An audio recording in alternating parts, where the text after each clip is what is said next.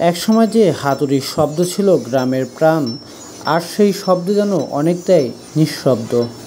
পিরোজপুরের কামারপল্লীগুলোতে নেই আগের মতো কর্মব্যস্ততা। জিনিসপত্রের দাম বেড়েছে অনেক গুণ, অথচ বিক্রি নেই বললেই চলে। ফলে দিন দিন নিঃস্ব হয়ে পড়ছে কামার শিল্পীরা।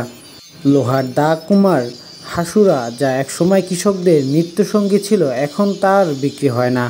আধুনিক যন্ত্র আর চীনা পণ্যের ভিড়ে হারিয়ে যাচ্ছে কামারদের ঐতিহ্যবাহী শিল্প। তরুণরা আর এই পেশায় আসতে চায় না, যারা আছে তারাও দিন গুনছে কবে ছেড়ে দেবে, অন্য কিছু করবে।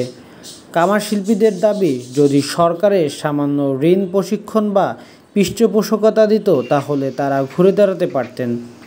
শত বাধা পেরিয়েও এখন হাতুড়ির শব্দ শোনা যায় কিছু ঘরে, কিন্তু সেই শব্দ কতদিন বাঁধবে তা এখন সময়ের প্রশ্ন।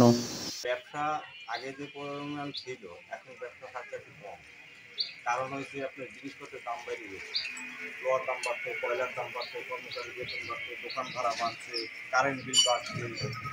তারপরেও এইগুলো আনুষ্ঠানিকতা দিয়া আমরা যে পরিশ্রম করি, সেই পরিশ্রমের ন্যায্য মূল্য আমাদের আসে।